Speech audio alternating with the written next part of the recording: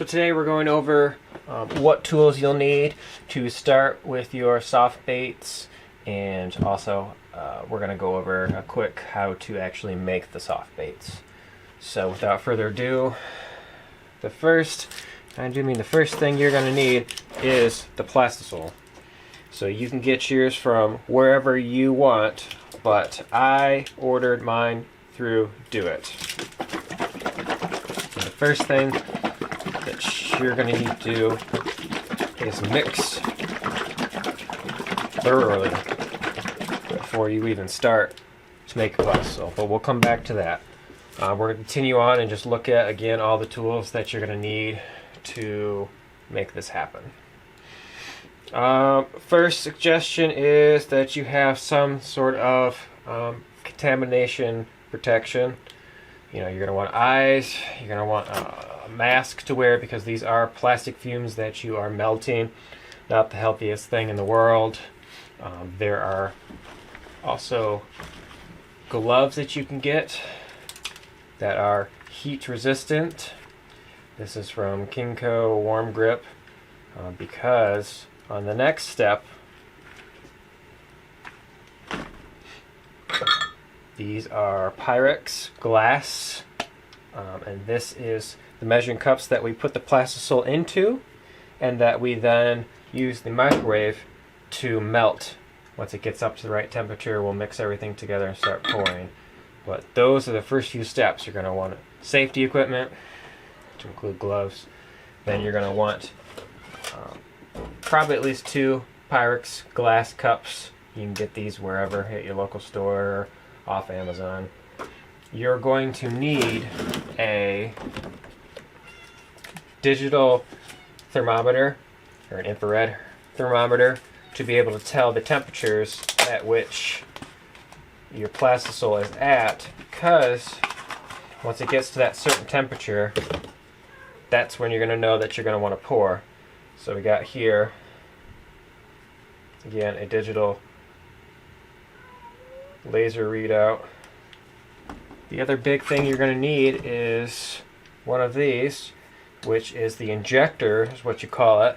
And this is actually what takes the plastisol when it's warmed up and pulls it from that, and then we'll actually inject it into your mold. So I had that unscrewed already. So it's just basically a sealed piece of metal with another sealed piece of metal, and the plastisol gets ejected out the cap. And yes, this does get very warm, and yes, again, you're going to want to wear the warming gloves. So I've got a few just cheap dollar store knife set here because you're going to be mixing, and so you don't want to use the kitchen set. Obviously I have a nice pegboard set up so that everything can be easily accessible. Paper towels are always a good plus to have because it is a little bit of a messy project and sometimes you're going to have to wipe up the excess plastisol. If you can get Ziploc bags, that would be good, because right here you can make nice Ziploc bags to store all your worms, your soft bait worms when you make them. Okay.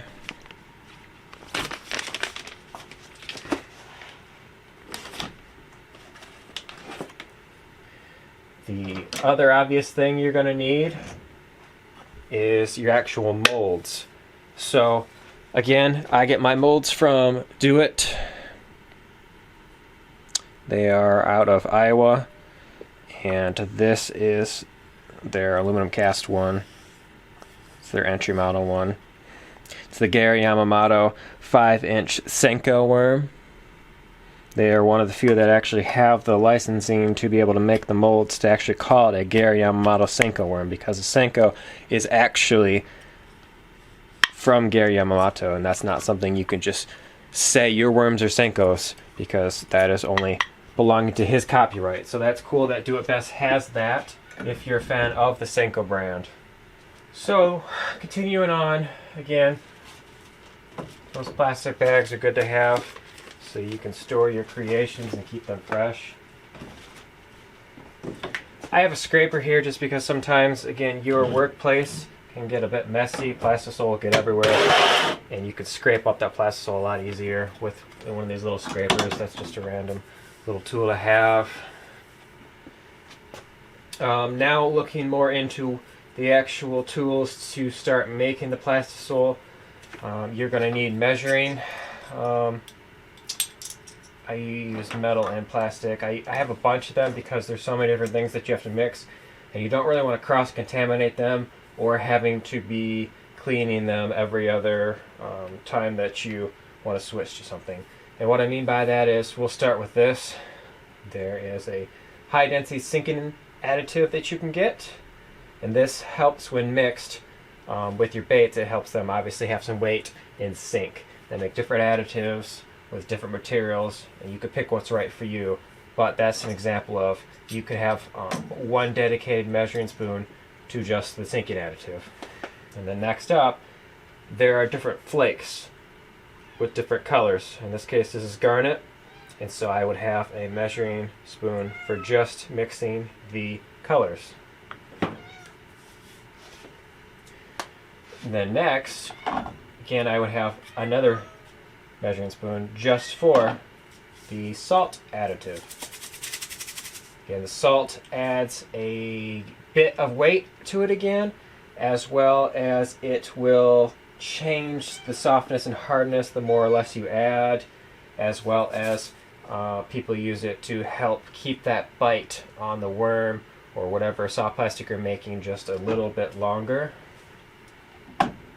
Again, in this case today, we're going to be making the senko worms from Yamamoto.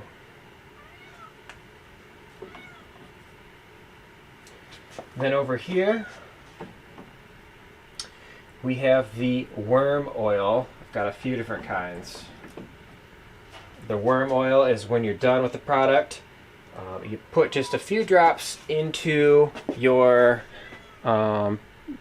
bag that you're keeping them stored in, and this will actually keep them fresh and prevent them from drying out, which you don't want.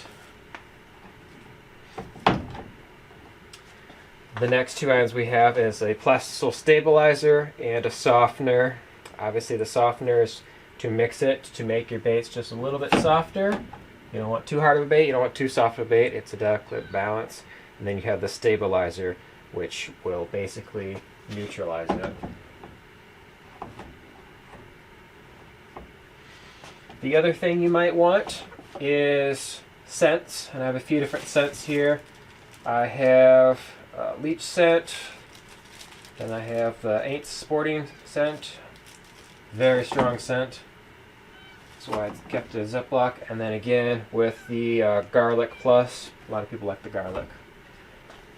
So that is the overall basic things that you're going to need. You're going to need something to pour it with. You're going to need something to mix it with.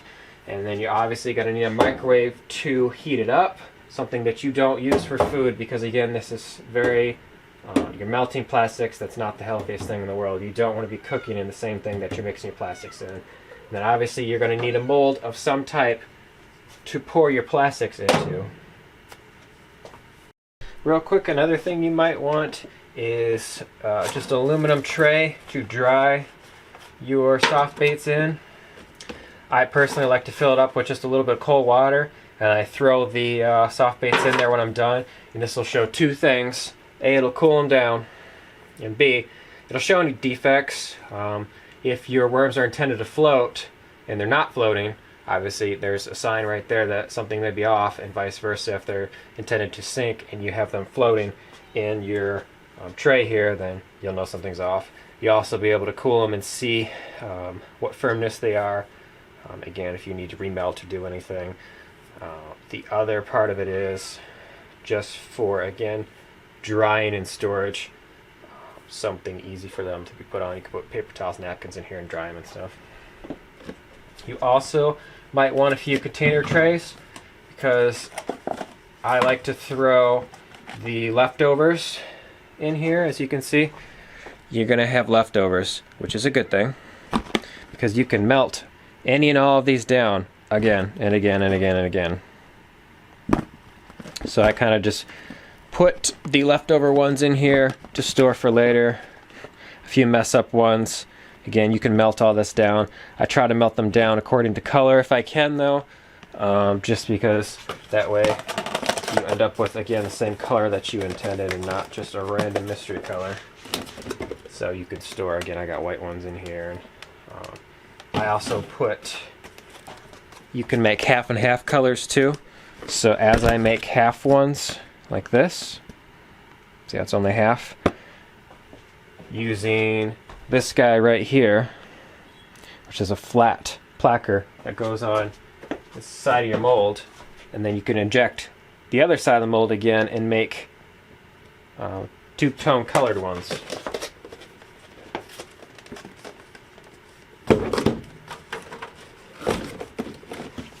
So we're going to start by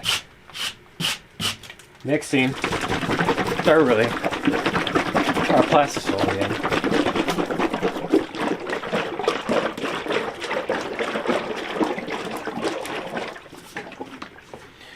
So once you have that thoroughly mixed, I'm going to take 1 cup of it, because that is what my formula will call for.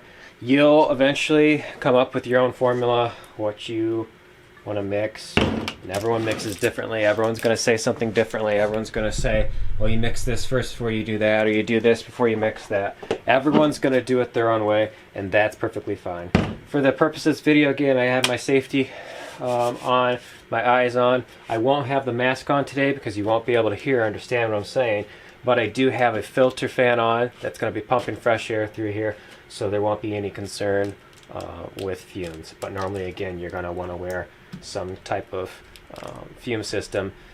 If you're outside in fresh air, that's probably the best ideal situation, but if you're anywhere enclosed, again, either have a fresh air filter pumping or wearing a mask. Okay? So we're going to take this 1 cup here. As you can see on here, 1 cup.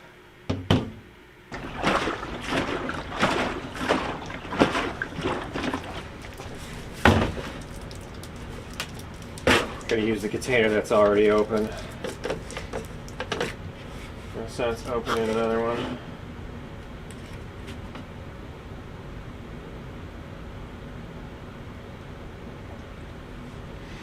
So about 1 cup right there. Alright, so we have 1 cup of plastisol right here. First thing that I'm going to do is add the high density sinking additive right now so that it thoroughly mixes when it's heating.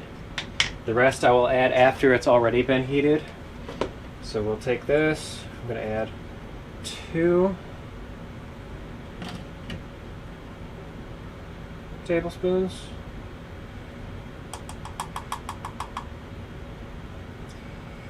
There's 1. And there is 2.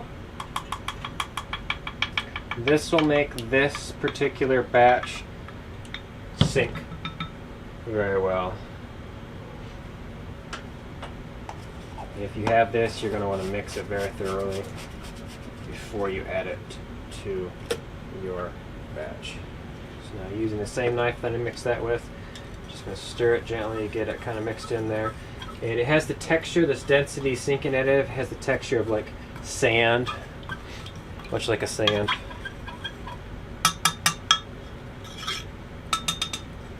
Next thing is we're going to take it now and we're going to actually add it to the microwave here. So I do it in increments of 30 seconds to try to get to the optimal temperature, which is going to be 350 degrees. That's right where you get that clear color while not burning your plastisol, because it's a it's a dangerous game trying to get the clear color while also not burning your plastisol. So for the first one, I'll put it on 1:30 just to get it warmed up, because it takes a good minute to get warmed up. And then from there, we'll do 30-minute increments.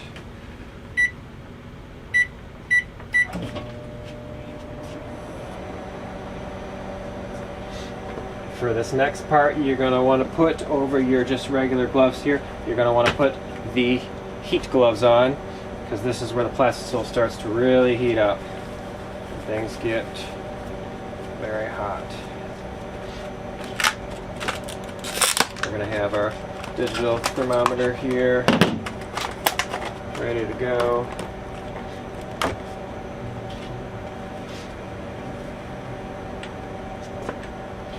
You can probably hear the cat in the background, loves the little laser.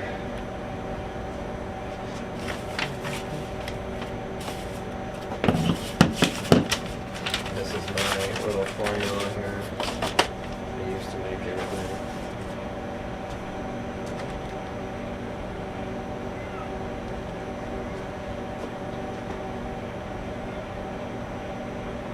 So we'll stop here for a second.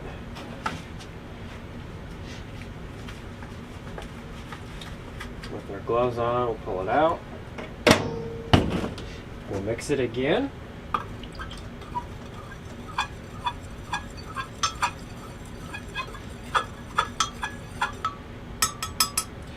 And we'll put it in for the remaining 30 seconds.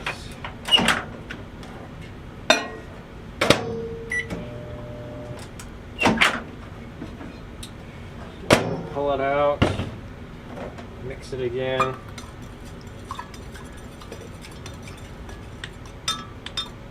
Check the temperature. We're at about 224. So again, we're going to have to keep doing 30 seconds at a time until we get to that optimal 350.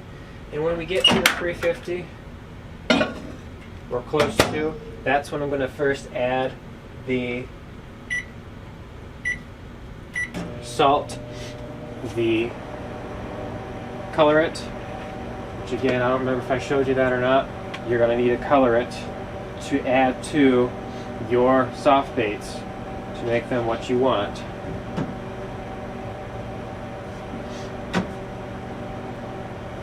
And I think today some chartreuse would be a really good color to try. So we'll cap that off and make some chartreuse. So you can start to see right in there, there's a little glob of clear.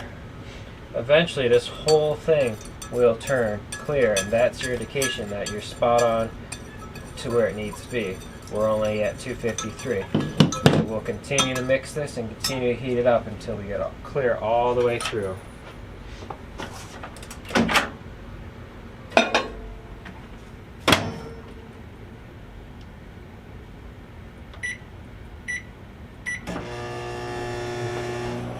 And while we're waiting for that, we can prepare our injector,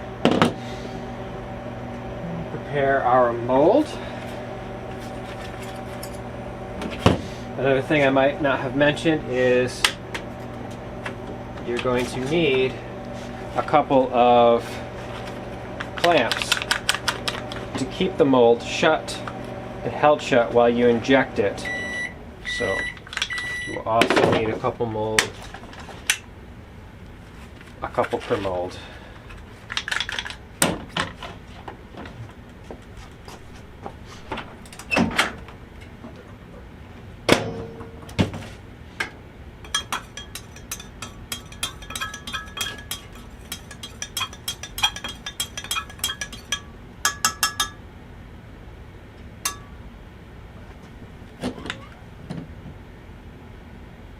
$273. We're getting there.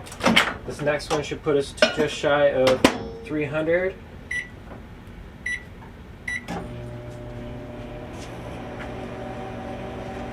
Now it is kind of time consuming doing this 30 seconds at a time, and you can push that time limit a little bit further to try to heat this up quicker, but again, it's a dangerous game because the second you scorch your plastisol, you can basically ruin that plastic and it's just not going to form right.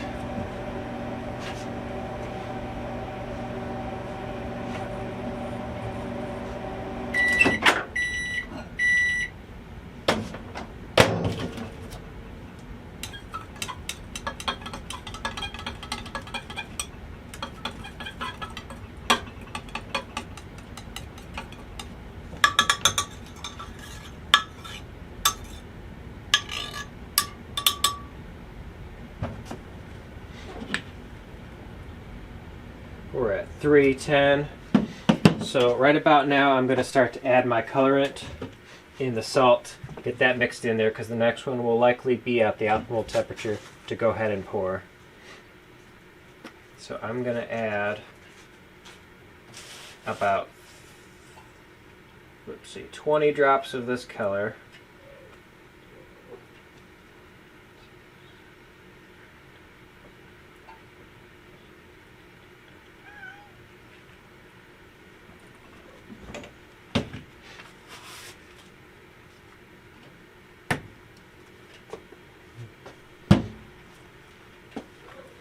Then you're going to mix that.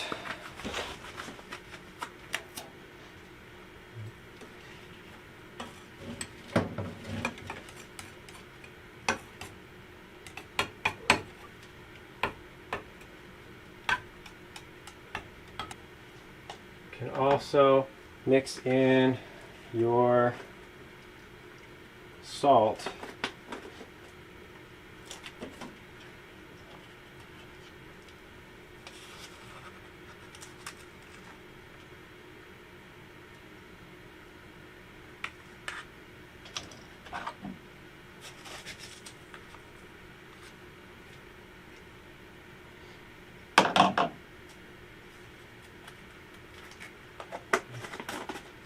So it's just starting to get a little thick, so I'll put it in for another 30 seconds. You can see as it gets to that really hot temperature, it's going to start to bubble here. You're just going to clean the sides off so that plastic sort of drips down.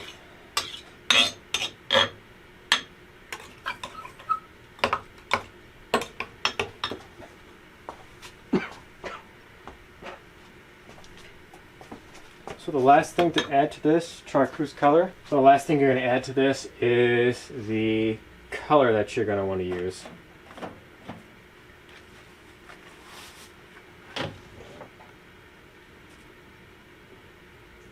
I think I'm going to go with the giant silver flakes.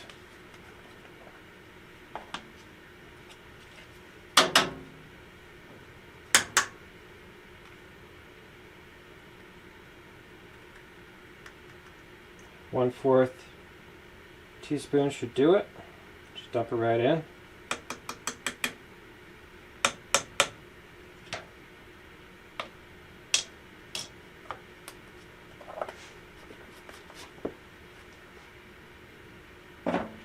Mix it up.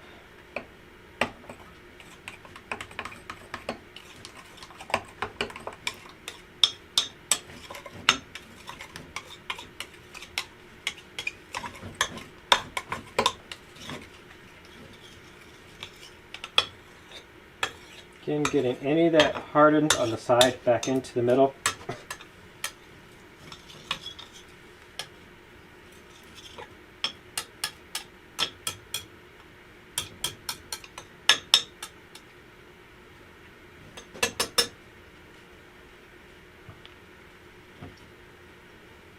Add a few more drops of color because it's just a little bit lighter than I would like. Hang that up.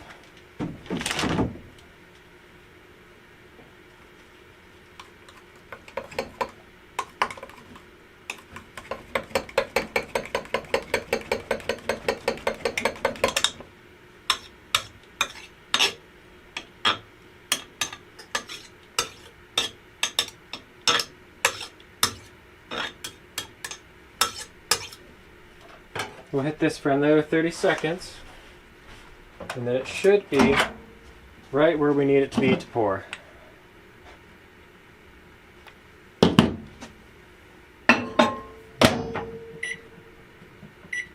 While we're waiting for that, we'll prepare the mold. Again, you're going to take some clamps. Clamp one side, and just clamp the other side, just to be safe that there's enough pressure on the mold to ensure nothing leaks out, and it keeps, again, a good pressure on there.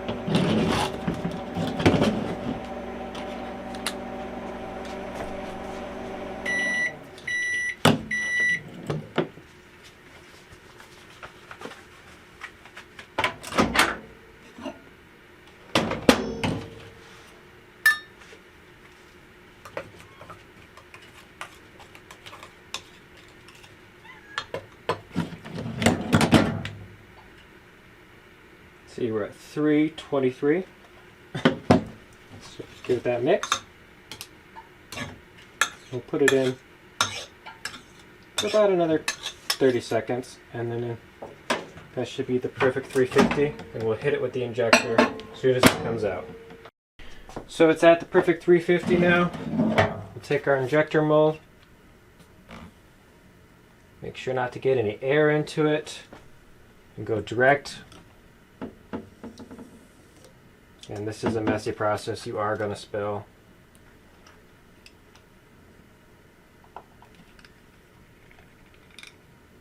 Clear that mold jam and then just top off this centerpiece to make sure there's enough in there.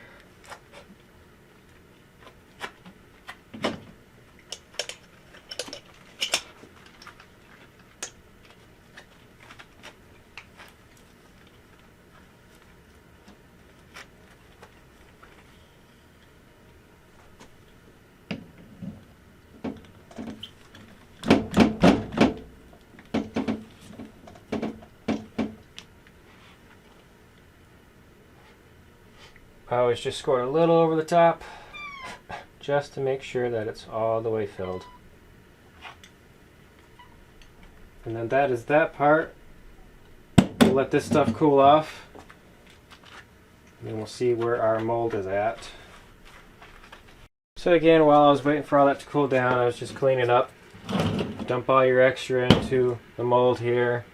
You can just literally pick it up when it's cold to the touch and just add it back to your mold for reusing later. You might also want a pair of scissors to add to your tools, just because, as you can see, you can snip off the excess real quick.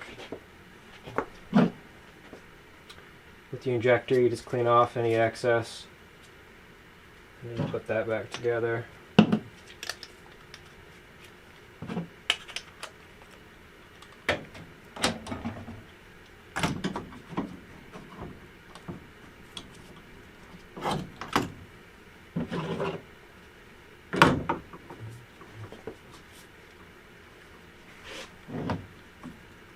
Release the molds.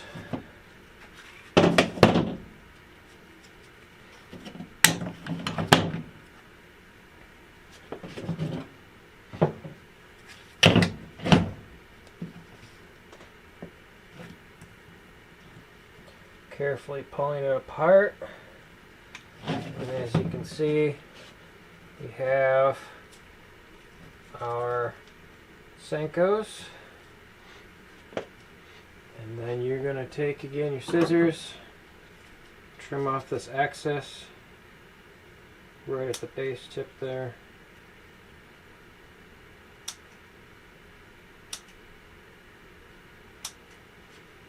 And you just dump all your old excess into there. You can reuse it all. And you take your actual, and I dump them into cool water, like I said, to cool them down further to see where they're at. Molds always come out pretty clean, as you can see. And then just store that back. You can see here, you just peel this all back, and it all comes out into one blob. Getting as much as you can. Push down into there. While it's still warm, it'll all stick together in a big blob like I showed you before in here.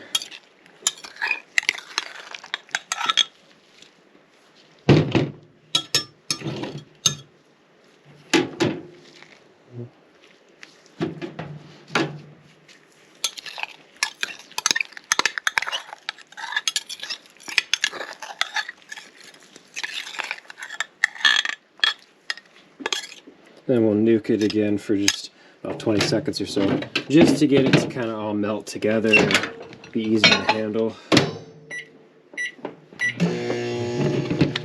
So coming back to our finished product here, you can see they sync perfectly. They're not floating at all. They've cooled off. Now we can take a look at them. I'll set them on a dry towel here.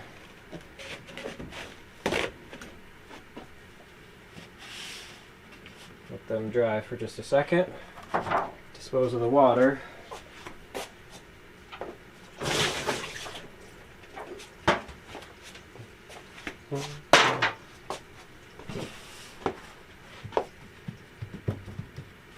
Normally you can just let them air dry, but for the video we're just gonna push through and dry them manually.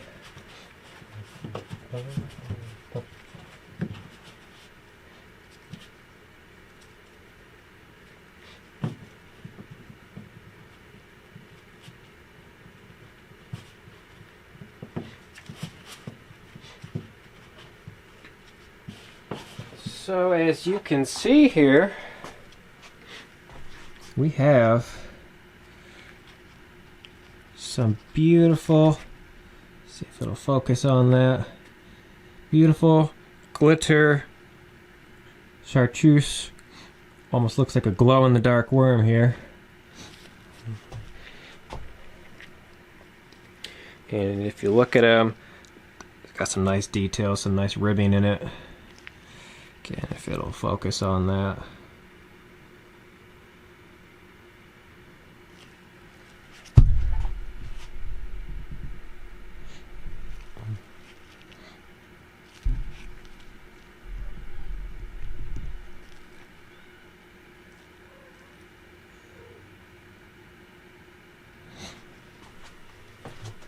Alright, so now that we have dried, finished product, again, look at these wiggly wackly little things. Nice and strong. Texture's really good. Color turned out pretty decent. Looks like almost like a glow-in-the-dark color. I like the silver glitter there. And that's half the fun of doing these, is you can create whatever color, whatever pattern. What you can do half and half. You could do just the tails different colors. You can do a whole thing, different color glitters. That's half the fun of making your own soft plastics that I like. But for the next part, to finish them off, again, you're going to take this plastic bag,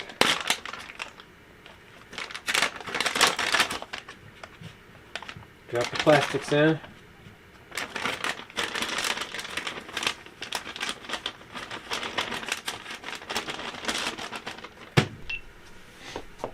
and then from here, you're going to add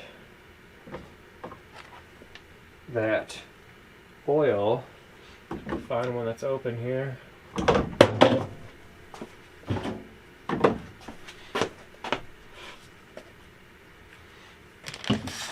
Keep these guys fresh.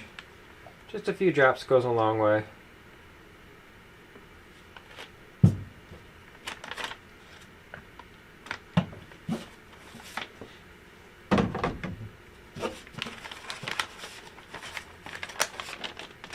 Seal that up, and then just kind of mix your worms around in it.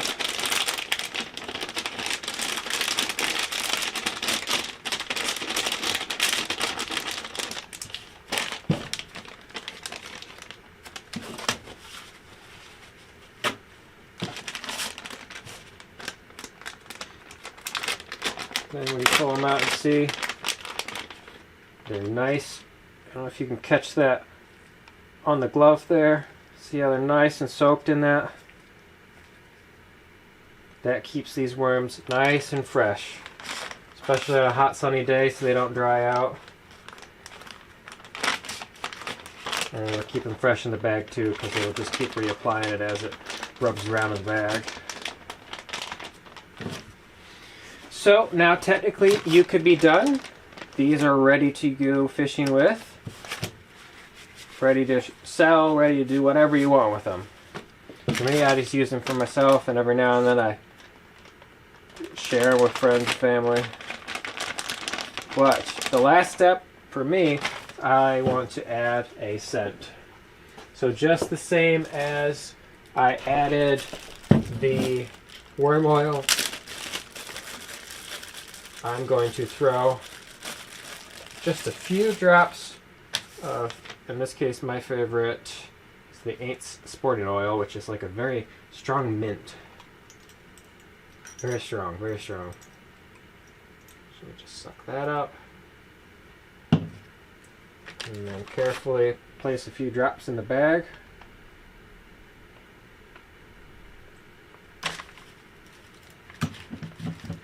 Seal this back up. Put it back in the bag, because again, this stuff is strong.